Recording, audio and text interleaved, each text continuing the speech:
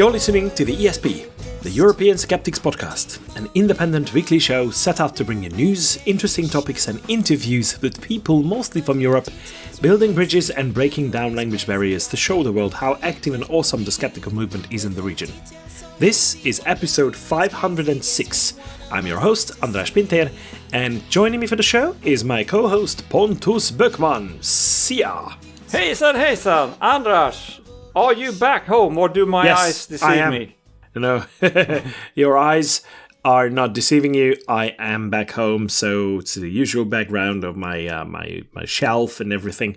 This is the debut of my new microphone in my home setting, so I'm really looking forward to hearing what it sounds like. Whatever makes you happy. How are you? I am very well, thank you. I am very well. Yeah, I see your face looks nice. You seem well maintained. I mean, and I can really tell because the zoom in of your new camera is really you're not the only one. Face. You're not the only one playing with new equipment. I have a new camera.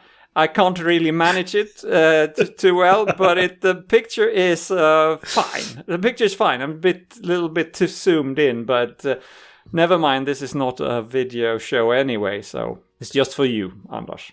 Okay. And I just took a screenshot, so maybe we could use it for marketing purposes. Anyhow, so I just came back from Taiwan. I guess there are no listeners of this show from Taiwan or from the area. But if there are any, please let me know because I'm going back soon. In 10 days' time, I'll be back to, first Hong Kong, then Macau, and then Taiwan. But yeah. Looking forward to some strange scheduling of the recordings by then, but okay. Yeah, sorry about that. But there's one place that I'm definitely not going to, and that is Chernobyl. Oh. Yeah. Have you seen the social media posts about the blue dogs? The blue dogs, yes, I have seen them. Seems to be right, isn't it? I don't know. You've looked into it, maybe. Yeah, the funny thing is that it's really weird. At first, I definitely thought that it was fake. Yeah. But yeah, as you say, that it's apparently not. There's still a big buzz about these dogs that are stray dogs roaming the Chernobyl exclusion zone. Feeling blue, yes. Feeling blue and actually being painted blue. Oh, so there's just some kind of a bright blue coloring of their fur. So obviously people on the interwebs really jumped right into the conclusion that it's all caused by mutation brought about by radioactivity. That's not the case. That's not the case. Yeah, I mean, radioactivity can do a lot of horrible things to you, but it doesn't turn you blue. Or to a dog. Well, it potentially could, but I mean, there might be a possibility of blue colors coming on, but it's not very common and it's very difficult. I'm pretty sure that it would not be just one mutation doing that, so it probably requires a lot more. But it's a good thing that we do have experts on the field. So there is an organization called the Dogs of Chernobyl. Actually, it's a program under the Clean Futures Fund. So, and they confirm the images are real. So there are really blue dogs roaming the area, but they also explain what the real culprit might be. So it looks like the dogs had rolled in bright blue chemical dye. You know, the kind that is usually used as a disinfectant, most likely from a broken portable toilet. Mm-hmm. You know, those are the ones that utilize that the most often. And the phenomenon has nothing to do with radioactive glow or anything like that. And there is a vet to this project, Dr. Jennifer Betts, and she said that aside from the weird paint job, the animals appear healthy, active, showing no signs of illness or any other mutant traits, so just normal Chernobyl strays with a temporary dye coat. By the way, these dogs have been monitored and genetic studies found no weird mutations among them. So it looks like Chernobyl's dogs have no excess mutation rate from radiation, which is good news. I mean, it's pretty good that at least... I will still stay away for a while. Well, I would, yeah. I started with that I'm not going there. But honestly, the scientists found that absolutely no evidence exists that radiation is driving any genetic differences between the exclusion zone dogs and control dogs. So there's a bit of a normal genetic drift that might be occurring, which does happen in a small isolated population. So that would be very strange new. if all mutations suddenly stopped. That would be suspicious in another way. Oh, that would be suspicious as well. Yeah. yeah. What's happening here? Yeah. Yeah, I just wanted to mention this because, in my opinion, it's more than anything a case study in viral hype outpacing science. So who cares about facts when there's an opening for sensationalism and panic, right? Correct. Yeah, I saw radiation! The blue dogs. So this is where Bluey comes from, I guess. I guess so, yeah. Must be.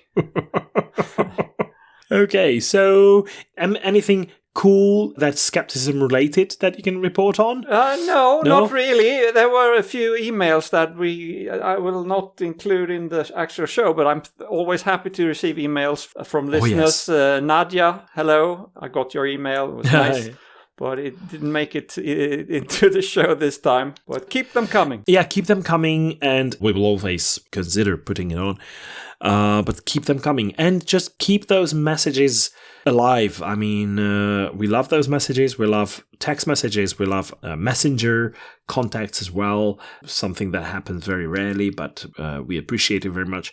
And you know our email addresses. Mm-hmm. Or you can send messages on the podcast sharing application platforms. Absolutely, So, leave reviews as well. Mm-hmm. But shall we turn to the regular parts of the show?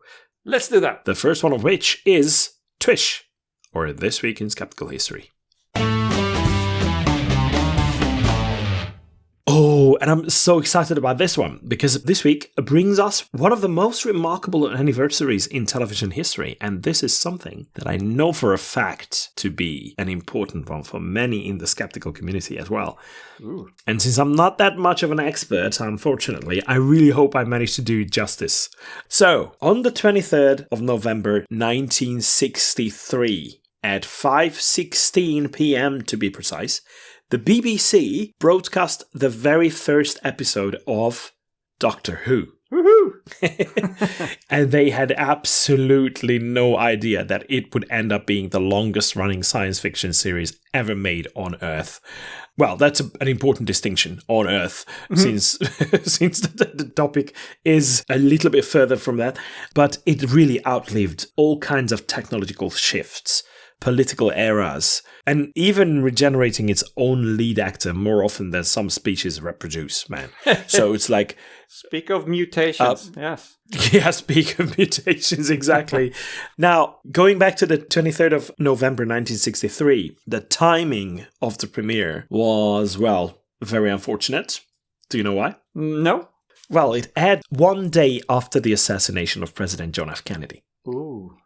So the news coverage completely overshadowed the launch of the show so completely that the BBC took the unusual step of rebroadcasting the episode the following week.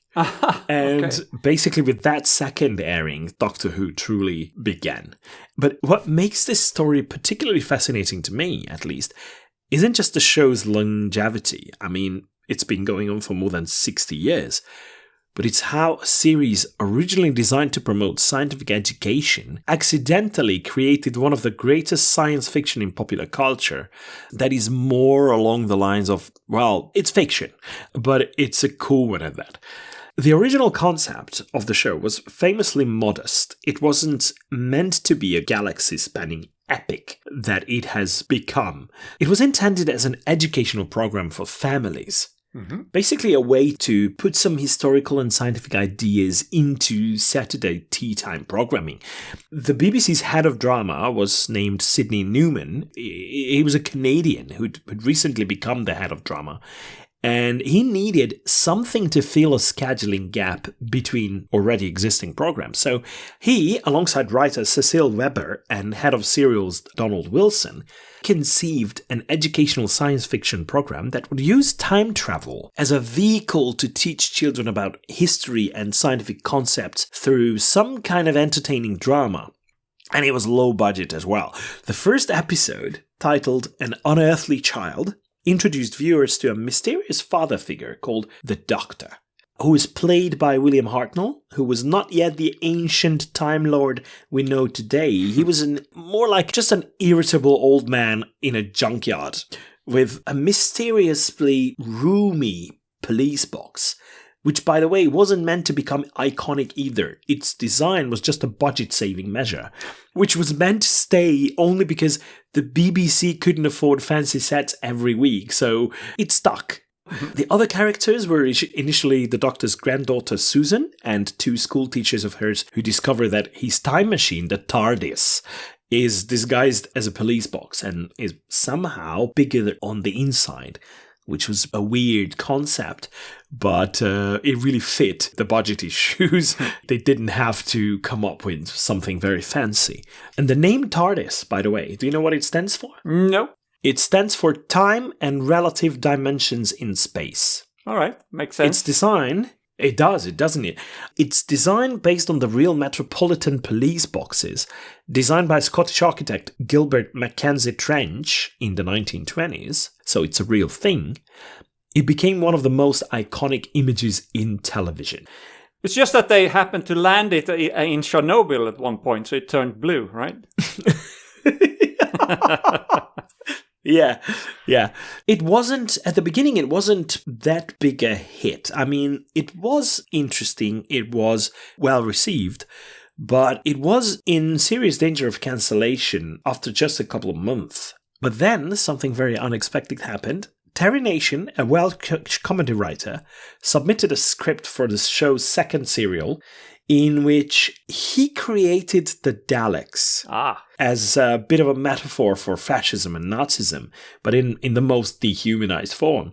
So the Daleks, for those who don't know, are xenophobic mutants encased in robotic shells, very weird-looking ones at that as well. I think R2-D2, but evil. Yeah, exactly, the R2-D2, but evil. The Nazi version of R2-D2, not the lovely beeping one. Because they were not beeping, but they were gliding across the floor and shrieking, "Exterminate!" That was basically the idea. The funny thing about this is that the BBC initially considered them too scary for children. Mind you, that it was supposed to be a children's show or a family kind of show. But apparently the audience's response was absolutely electric. Kids across Britain were suddenly hiding behind the sofa. That has become a thing. It's become a tradition that became part of the show's cultural DNA as well, that lived on. And the Daleks really turned Doctor Who from a simple educational adventure into a cultural phenomenon. And by Christmas 1964, so just 1 year later, Dalek mania had really swept Britain. When the Daleks returned that December, at the same time, ITV scheduled a special Beatles program opposite them, trying to draw viewers away. The Daleks actually won that ratings battle. Okay. I don't remember that greatest hit, but... Yeah, so it's really cool that these fictional monsters had beaten the biggest band in the world. It's phenomenal. And I have to mention the name of Raymond Cusick as well, who deserves equal credit for the Daleks' success, because he was the designer of it. And while Terry Nation created their concept and mythology, Cusick designed their distinctive appearance, which actually included a couple of household items built in as well. Very brilliantly used. But then their non-humanoid form made them feel genuinely alien in ways that previous television robots, which typically had human shapes, could not achieve. Apart from these really cool innovations, there is one more of these brilliant ideas that have become iconic and characteristic of the Doctor. William Hartnell, the 55-year-old actor playing the first Doctor, began suffering from arteriosclerosis and struggled with the demanding role, so the production team was facing a crisis. But rather than cancelling the show, which was the original reaction, they invented one of the most brilliant narrative devices in television history, regeneration of the Doctor. It was basically a narrative hack that allowed the Doctor to transform into a new body and personality while keeping the legacy on. So it was like building on the previous ones retaining all the memories and all that. So it was really cool how it was a practical production fix that was not planned to build some kind of mythology around itself, but it really has become the defining feature of the series. So in 1966, at the end of the serial The 10th Planet, Hartnell's doctor collapsed and transformed into a completely different person who was played by Patrick Troughton. And the show explained that Time Lords could cheat death by renewing every cell in their body, changing their appearance and personality but retaining the memories. So the single innovation rendered both the character and the series essentially immortal, which it seems to remain until this day. So it has become educational. It was proper science fiction from then on, because cell regeneration is fascinating as an idea. So I think it's brilliant. The show could now replace its lead actor indefinitely while maintaining the narrative continuity, and that has allowed 15 actors to play the Doctor across more than 60 years. That is unmatched by anything else out there. Through the 1970s, the series leaned harder into science, ethics, and social commentary, so it's become an important go-to source for many ideas. It started flirting with environmentalism, exploring the dangers of authoritarianism, and even introduced UNIT, a quasi-military scientific task force. But looking back, that really feels like it was invented specifically so future skeptics could debate the scientific accuracy of laser beams. So, because it really has happened. In the 1980s, actual turbulence came about. Ratings started to drop, budgets shrank, and in 1989, after 26 years, the BBC put the show on indefinite hiatus. They didn't cancel the show, they just said that we're going on a break indefinitely. But fans were so numerous by then that they attended conventions, they wrote fanzines, fan magazines, and kept the mythology alive. But unfortunately still, Doctor Who effectively disappeared from screens, except for a 1996 TV movie that was meant to relaunch the show, but instead became a cult curiosity. But then came 2005, reviving Doctor Who not as a nostalgia project, but as a modern drama with heart, humour, and crucially, scientific curiosity. The 9th Doctor, Christopher Eccleston, that's where I started connecting to it. So he presented a universe that was chaotic, dangerous, wonderful, and governed by natural laws, even when those laws allowed for time vortices and psychic paperings even, which is also a very central concept in the series.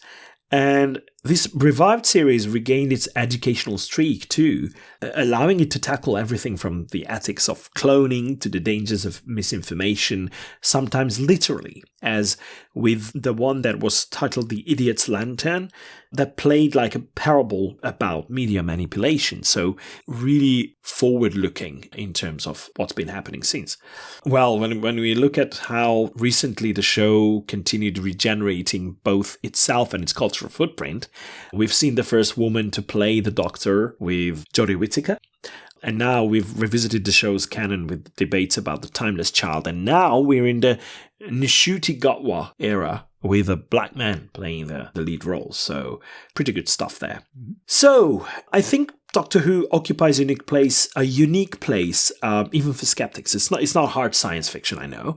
Far from it. Its physics is often nonsense, lots of technobabble, colourful energy beams, and one could argue that the time travel is somewhat inconsistent, not always very well thought through. It's not that it's impossible, which it is, but as far as we know. But sometimes there are discrepancies even within the framework of Doctor Who itself. Sadly enough, it was never bought by any Swedish TV channel, so I have never seen. Now I guess you can, of course, get hold of it streaming-wise. I've seen a couple of David Tennant episodes, and they were quite good. He was but good. I don't know where to start. I feel every skeptic knows everything. I mean, talk to Mike Hall. Everybody knows everything about it from the beginning. I'm not going back to the 60s and starting from scratch. It's probably 1,000 episodes or so. And so I haven't done anything about it yet. Yeah. But you've heard about a lot of things, like the sonic screwdriver as well, right? So lots of amazing ideas that really became like central to the whole franchise, and it's amazing.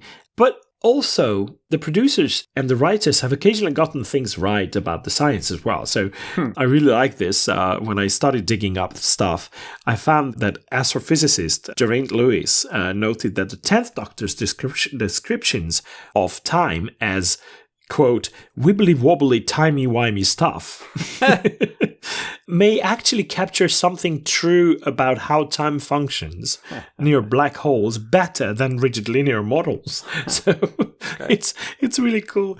And the show has introduced audiences to concepts like time dilation, cloning, and black holes, even if sometimes wrapped in dramatic exaggeration. But the real innovation was probably creating a narrative structure flexible enough to survive 6 decades of changing culture, technology, and audiences. And through this time, it's carried a consistent message that curiosity matters, knowledge matters, compassion matters, and critical thinking, whether about alien invasions or the politics of fear, is essential. This is why I think this week it's only right that we celebrate the anniversary of the first broadcast on the 23rd of November 1963 of Doctor Who. And we're not just honoring a television show, we're honoring a cultural experiment that survived because it kept reinventing itself, and because audiences kept wanting stories that engaged their sense of wonder as well as their critical thinking.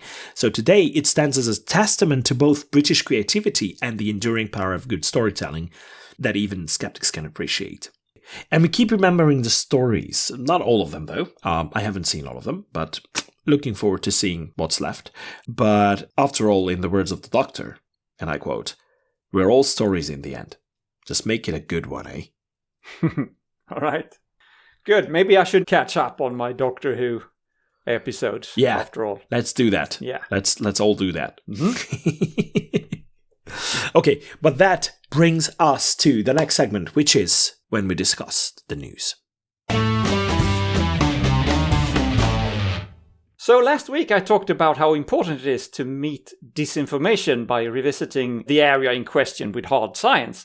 And last week we took a look at paracetamol, or acetaminophen, and how an umbrella study reconfirmed that taking it during pregnancy is not linked to autism or ADHD in the baby. So Bobby Jr., take that. Now this week we do the same for vaccines. A recent systematic review in the New England Journal of Medicine took a look at US licensed immunizations against COVID-19, RSV, and influenza. So it's US based, but the science should be universal, right? So this study analyzed 511 studies regarding the safety and effectiveness of vaccines against COVID, RSV, and the seasonal flu. Over 500 studies, that's a big job. And this is what they found. Regarding mRNA vaccinations against COVID for the reduction of hospitalization, in cohort studies, they found a 46% reduction. In case control studies, which are a little bit more retrospective in design, the result was 50%. And when it comes to children, the effectiveness against hospitalization was 65%, so even better. So note that even if vaccination didn't totally prevent the disease, it reduced hospitalization with about 50%. So that's for effectiveness, but is it safe? Well, they looked at myocarditis, which has sometimes been linked as a possible side effect, and they found no such link with the mRNA vaccines. So that's COVID. Then we look at RSV, or respiratory syncytial virus. In controlled studies, they found that maternal RSV vaccination during pregnancy was 68% effective in preventing infant hospitalization, and they found a 55% efficacy rate in a randomized controlled trial. For safety, the researchers' analysis of studies showed no association between maternal RSV vaccination and hypertension during pregnancy, no stillbirth, preterm birth, or congenital abnormalities. So, lastly, influenza, the flu.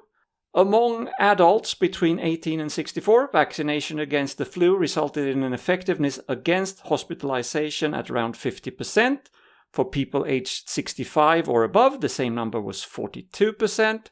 So, clearly reduced risk of going to the hospital if you were vaccinated and still got infected. Regarding safety, they found that flu vaccines had no significant association with Guillain-Barré syndrome among adults aged 65 and older. That's also something that has been claimed. In one case series of Medicare Advantage members, there were no significant links between flu vaccination and ischemic or hemorrhagic stroke in the 22 to 42 days after vaccination. So that's also a common fear that you could get a stroke as a side effect of getting the jab. Doesn't seem like it. So, after looking at 511 studies, and many of them, of course, are a little bit different, so it's hard to aggregate them because they are designed differently and they look at different things. But still, the conclusion the authors had to say was, quote, ongoing peer-reviewed evidence supports the safety and effectiveness of immunizations against COVID-19, RSV and influenza during the 2025-2026 season. So for influenza, that was the season they looked at. So safe and effective. During his hearing before the appointment as U.S. Secretary of Health and Human Services, RFK Jr. repeatedly said, quote, if vaccines are shown to be safe and effective, I will be the first to apologize. Well, Bobby, here's your chance. Go right ahead. Say you're sorry and resign, please. Something tells me it won't ever happen.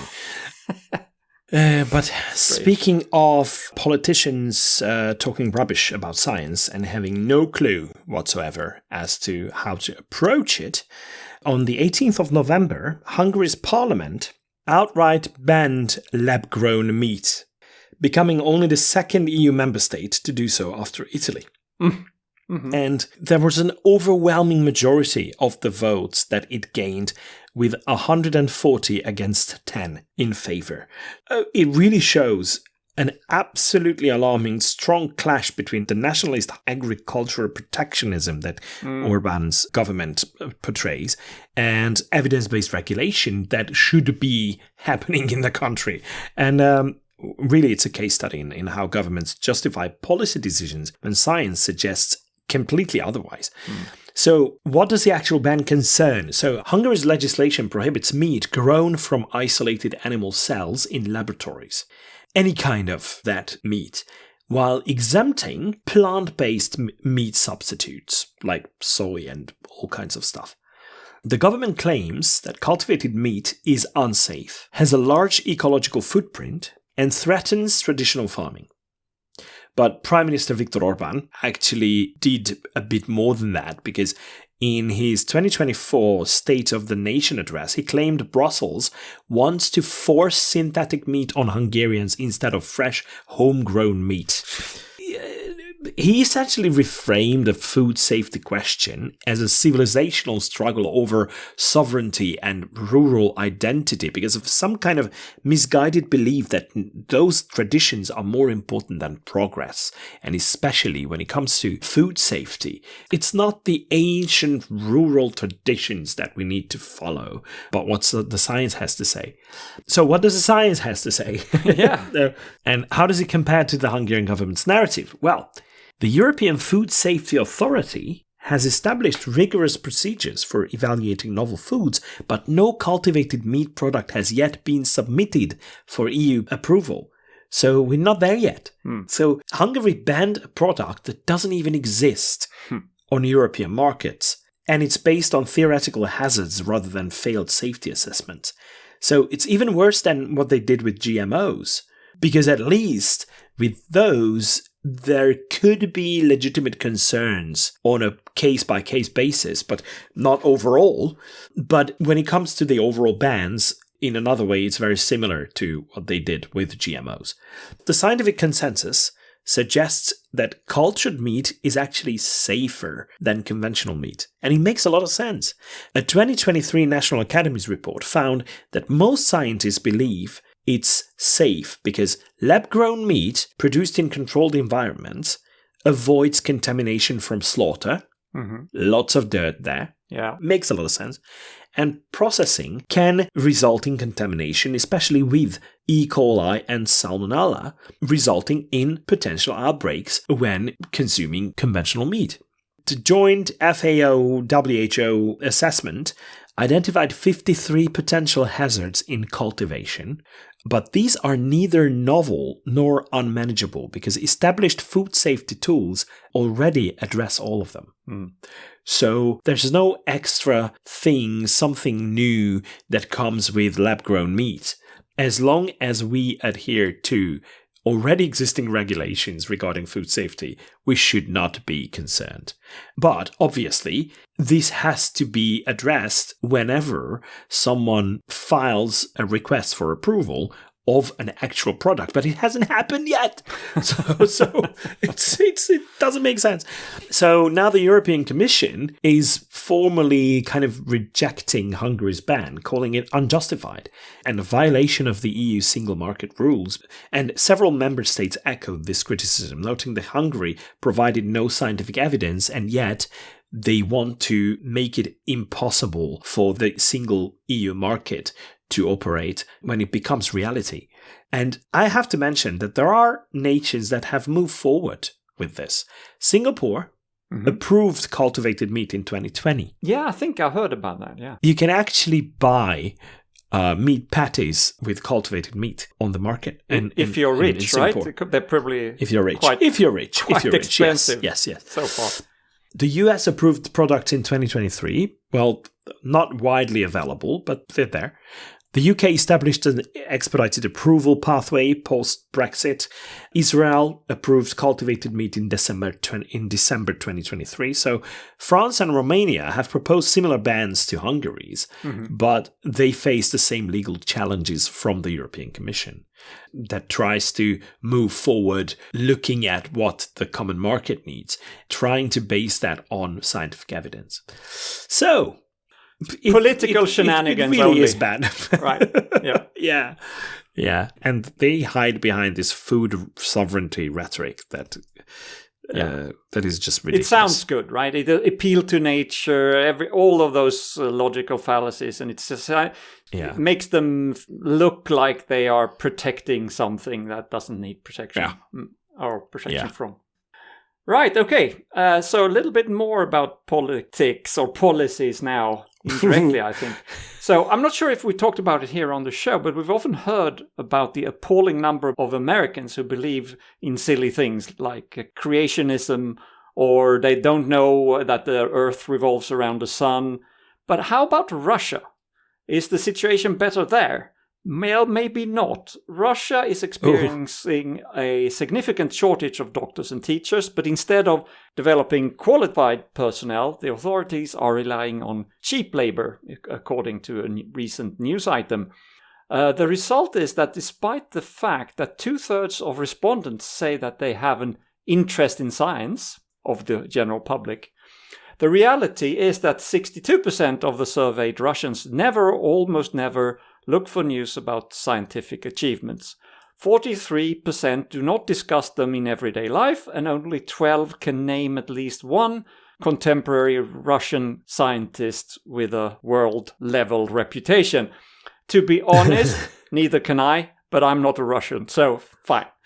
The greatest... Okay, but can you name one from Sweden? Yes. Of course you can. You know them. You know them but personally. A lot of them. So, yeah. Yeah, right. So, I'll name them later when I can remember the name. Okay?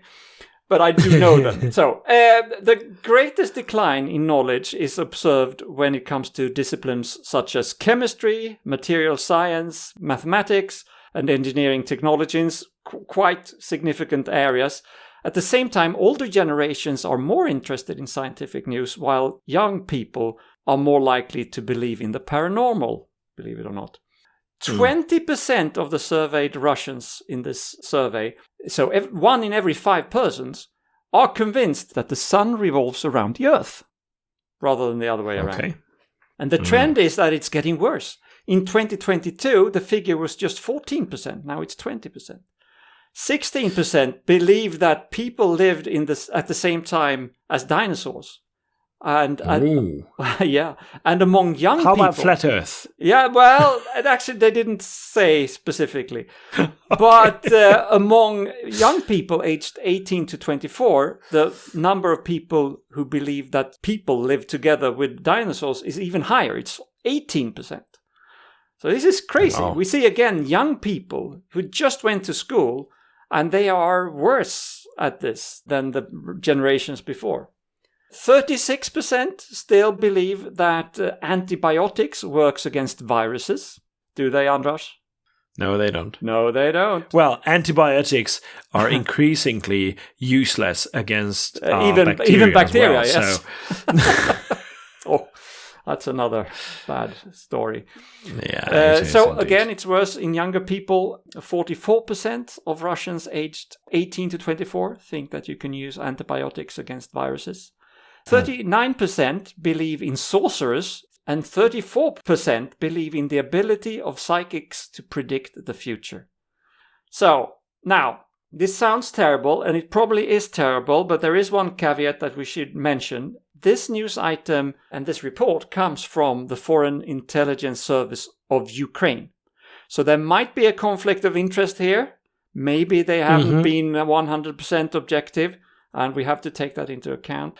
But on the other hand, autocrats are the same all over the world, right? Whether they are in the US or in Russia, and they know that perhaps the biggest threat to their power is an educated general public. And we've seen proof of propaganda in Russian schools before. We've reported on them. And we see now how the Trump administration is hell-bent on getting rid of the Department of Education. This is not a coincidence. They go for education because that is dangerous for a would-be dictator or autocrat. So perhaps we should take this report about Russia with a little grain of salt, but it still seems rather plausible to me. Yeah. Have I told you that we don't have a Department of Education? Well, we have a Department of Human Resources, and under that, there is an Undersecretariat of Education. So it's been diminished in rank since Orban got into power. You don't have to have it as long as you take it seriously. I mean, the US didn't have a Department of Education. I think it was created just like 15 or 20 years ago. It wasn't that long ago. But I don't think better education is what Trump is trying to achieve. No, neither is Orban. Okay, there is a very important question as to what drives this kind of distrust in well-established scientific facts, or the institutions of science, or the institutions in general. When it comes to trust or distrust, what role does misinformation play, or any other factors? So this is why it's important that there was a study published in Nature Scientific Reports by Tom Rosenbeck et al. With the title Trust in Institutions and Misinformation Susceptibility Both Independently Explain Vaccine Skepticism. That's a lot of topics rolled into one paper. And that paper examined what actually drives vaccine hesitancy in the Netherlands. The research challenges the prevailing assumption that misinformation is the primary cause of vaccine skepticism, and reveals that instead, the institutional trust is a far stronger predictor. The study surveyed 1,356 Dutch residents, drawn from a weight sample representing the entire population. The researchers employed rigorous, validated methodologies. The misinformation susceptibility test, I think we have discussed that on the show previously. It's called the MIST. Yeah. It's a psychometric instrument where respondents distinguish real from false headlines to measure how well people discern factual information. Trust was measured across 3 distinct scales. General political institutional trust, well, when it comes to parliament, politicians in general, etc., etc. The other scale was health-related institutional trust, like the National Institute of Public Health or general practitioners. And crucially, specific trust in government vaccination policy, measuring perceptions of competence, honesty, and intentions.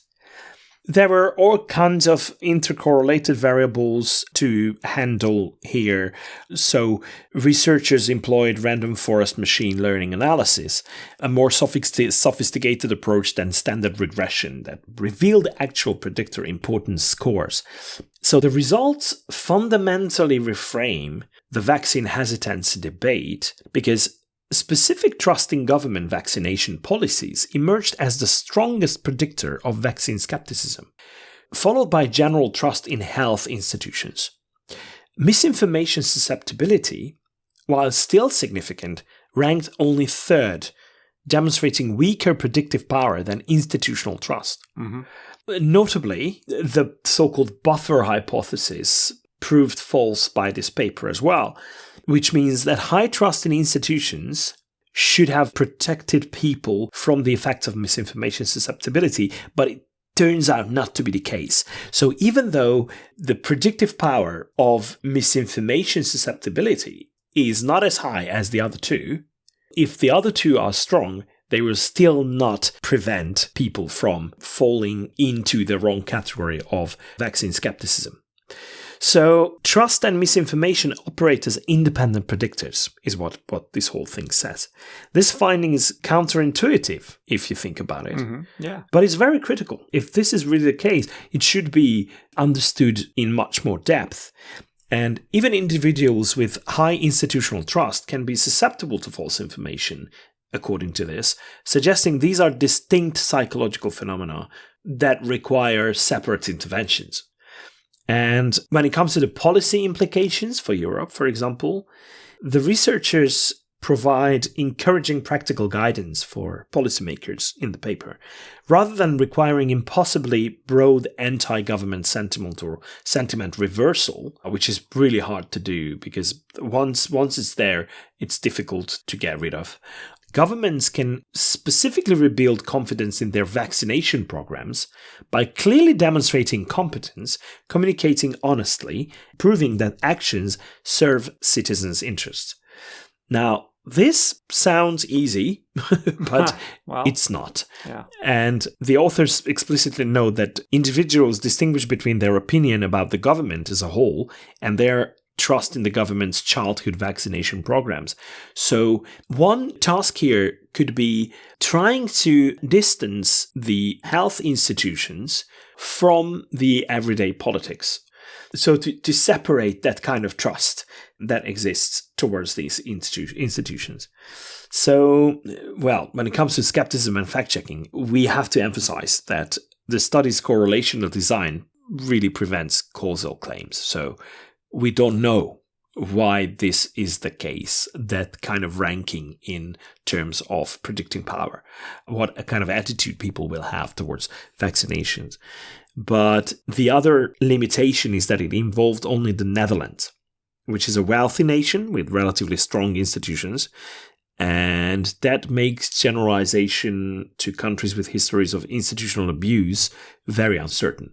The study also relies on general misinformation susceptibility measures rather than health-specific ones, which can potentially underestimate domain-specific effects as well. So that's a difficulty. We would need longitudinal research that would clarify whether trust causes vaccination acceptance or the other way around. We've seen a massive decline in vaccination coverage from 95% in 2018 within the EU to 92% in 2022. And apparently the Netherlands are experiencing particularly steep drops in childhood immunization rates. Yeah. That brings us to the end of the news round, which means that we are about to find out who's been really wrong or really right. Okay, way back in episode 196 of this podcast, that's November 2019, 6 years ago, we handed out a really wrong award to the Swedish government for granting state support, financial support, to Jehovah's Witnesses, or JW. It was highly criticized at the time, not just by us, but by a lot of organizations and people, since Jehovah's Witnesses is not your ordinary quote-unquote harmless religion, but very much a cult. It has all the classic traits of a cult, with controlling people's opinions, suppressing women, isolating members from the outside world and information, and shunning members who want to quit. The whole shebang. The thing that was very much the focus at the time in 2019 was that JW was very much against blood transfusions, and they were accused of dictating what kind of healthcare was acceptable for their members, telling members what they could or could not accept from public healthcare. And somehow at the time, they managed to convince the authorities that they were not doing that. But so the Swedish government bought it at the time, even though we know that what JW says officially and what they say behind closed doors to their members are very different things. But they managed to convince the government at the time, and they pretended to be, quote-unquote, just another religion, and as such they were entitled to financial support via public funds. Terrible, and as I said, we gave them the really wrong award for that, or the Swedish government got the really wrong award for that. Okay, fast forward to November 2025, which is now. The government agency called SST, or Myndigheten för stöd till trossamfund, Anders, translates to the Authority for Support to Religious Communities. They have reconsidered their position now. This time they have focused more on another area, namely discrimination.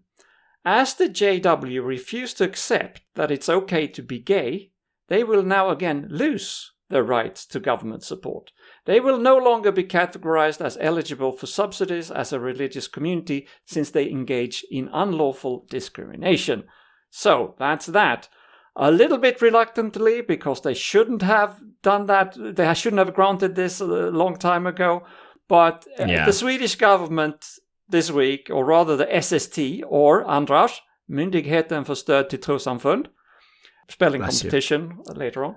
Well, they get this week's award for being really right. Finally, you got it right. And then, of course, at the same time, I can't help wondering why, for instance, the Catholic Church, one of my favorite hate objects, why are they not considered discriminatory when they do not allow female priests and bishops? That should be discrimination too, right? But it is. Yeah, I think so. It should be legally categorized as such. Yeah, I think so. But anyway, JW is out, and we should be happy for that, at least. But this just shows how generous we are, because we are handing out really right awards for actually making things right. I mean, even if you initially do things the wrong way, if you correct your own mistakes, that's a commendable action. So, yeah, this is a good example of that. Yes. Nice. Thank you. So, let's move on to something that we haven't had for a while. No. And that segment is called Who's Quacking? So, who's quacking, Pontus? Yeah, as you said, we haven't had a good quacker on the show for quite some time. So, when I found an interview with this guy, I decided this was the time. And if listeners know about a local quacker that we haven't talked about, please do send us an email and let us know who that is, what they're doing, and why they would be worthy of being featured as a Who's Quacking topic. But for this week, I found an interview in El País, the Spanish newspaper. They have also pages in English. That makes it a little bit easier. And this article was entitled "The Neuroscientist Who Had a Near-Death Experience and Now Investigates the Afterlife, There is no evidence it doesn't exist," end quote. Okay, I had to look into that, of course. So the neuroscientist in question is Álex Gómez Marín. He is a Spanish neuroscientist and also has a PhD in physics. He is not an old fart. He is in his 40s. And he has apparently published quite a few legitimate science papers in his day. So, and probably not too much wrong with them. He has done neuroscientific research in animals, mostly worms, fleas, and mice, from what I gather. Now, he claims that he has always had a quote-unquote spiritual side. And then in 2021, he had a near-death experience himself. caused by an uncontrolled bleeding in his stomach. No further information about that, but that sounds nasty, of course. And what happened to him seems to be a fairly classical near-death experience. He says he saw, quote, 3 figures waiting for me lovingly in the light. This light was yellow, similar to the light of mythological animals of the inner encounter, whatever that is. And he goes on to say, the contours of these figures' faces and hair were perfectly outlined against the light. Their heads formed a perfect triangle in the circle of the opening. I knew who each of them was. They weren't deceased relatives, but spirit guides. End quote. Ooh. Quite a long quote there, but I thought it was important to give you the whole flavor of what he experienced. After having had this experience, he wrote this new book recently out. It's called La Ciencia de Último Umbral, or The Science of the Last Threshold. That's how they translate it in the article. And so just wait a minute. So he claims to prove scientifically that this was real based on one experience that he had. Yeah, and that no one can prove that it wasn't real. Hallucinating. Yeah. No, so putting ciencia in the title of the book, that really makes him qualify as a quack, I think, or a quacker. He's not medical quack, but he is he's wrong. Yeah. And he questions what he calls the, quote, narrow scope of conventional science, end quote, which he says does not recognize these phenomena as valid subjects to study. Well, that is wrong. You can absolutely study them, and people do all the time, but you should keep your approach firmly based in science and evidence. And that's a demarcation problem as well. So if you claim that something cannot be studied and cannot be investigated further, then you cannot claim that it's scientifically proven. So then you just have to realize that it's not the field of science. It's absolutely something different. It's probably non-science or pseudoscience. So if you want to claim that it belongs to science, then you have to adhere to the rules and I think so. Follow the rules of science. I think so. So this is not Gómez Marin's first contact with parapsychological ideas. He has also defended Rupert Sheldrake in the past, who perhaps deserves his own entry in this segment one day. Sheldrake has claimed that the memory of things that have happened still stays in nature outside of people and can be retrieved afterwards in a concept that Sheldrake has dubbed morphic resonance, without any scientific evidence that it exists at all. And here, Sheldrake has written many books on this topic, and they have not been received very well by other scientists. And Sue Blackmore, among others, has debunked his ideas. For an interview with Sue Blackmore, you can check out our episode 88, which was in August 2017, Andras. We have been doing this for a long while. Anyway, so back to Gómez Marín. I don't want to question or take away his experience when he was very close to dying. I have no reason to question that he remembers what he says that he remembers, but his conclusions are nonsense. It is true that many reported near-death experiences sound similar like this, a light at the end of the tunnel with benevolent creatures welcoming you or perhaps offering you the chance to go back, something like that. But if we consider how much of what we know about the world has to be wrong for there to be an afterlife, the simpler solution is that this is a kind of hallucination that the brain comes up with under this kind of stress. To talk with Carl Sagan, extraordinary claims require extraordinary evidence. This is also, it's Occam's razor, right? So if you can think of a solution that requires fewer number of new assumptions, that's probably more likely. And you don't have to throw out all of science because you had this hallucination or possibly hallucination. And also, again, the statement, there is no evidence it doesn't exist, that's stupid, I'm sorry. There is no way to disprove such an idea.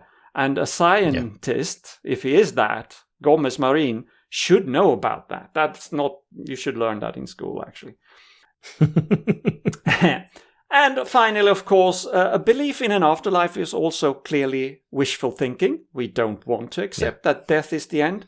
But don't propagate for or write books using the word science about the existence of an afterlife and still maintain that you are a scientist. That's just wrong. So, because if you do that, you deserve your place as a subject of our Who's Quacking segment, which he has now earned that honor. Yeah, the difference between our really wrong and Who's Quacking is with Who's Quacking, we don't put a timestamp on it. A general kind of being wrong. Yeah, exactly. And he's consistently propagating for this over a long period of time. Yeah. Thank you very much for that, Pontus. And I can't wait to share this week's quote with everyone, because I think it fits very well into the previous topics and how we should avoid quackery. And this week's quote comes from Elena Cattaneo, who's an Italian pharmacologist, a Huntington's disease researcher, and a co-founding director of the University of Milan's Center for Stem Cell Research. And on the 30th of August 2013, she was appointed Senator for Life in the Italian Parliament, which is one of the greatest honors that Senator for great Life. thinkers, Wow. great thinkers can achieve. Now, the quote is, "Us researchers are the ones who must fill the gaps out there, those of civil society and social issues, with science. Otherwise, the charlatans will get there first." Yeah, right. Get there first. Yeah. Because otherwise people will make shit up. And they do anyway. But... Exactly. And they do anyway. But try to be the first to reach the ears of other people before the quacks can be heard. So, yeah. That's important. Pre-bunking or inoculation. That is what's important. Yeah. All right. But that really concludes this week's episode. So I'd like to thank you, Pontus. Thanks a lot. Many, many thanks to our listeners as well for tuning in. Please keep doing so. And until next week, goodbye. Hej då! Slat.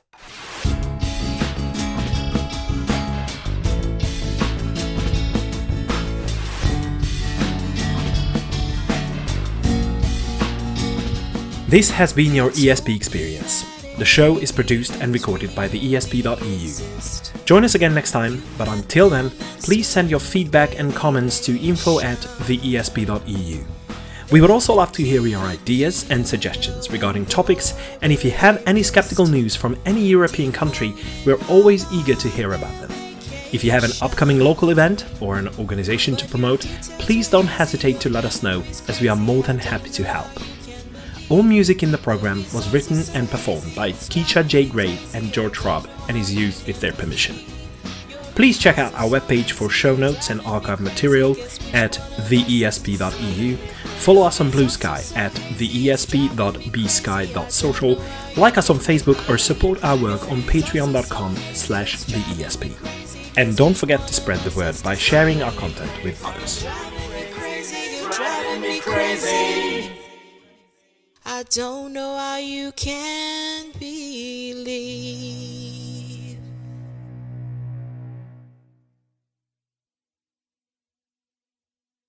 Oh, this could be the original design of the mobile toilets as well. Oh, wow.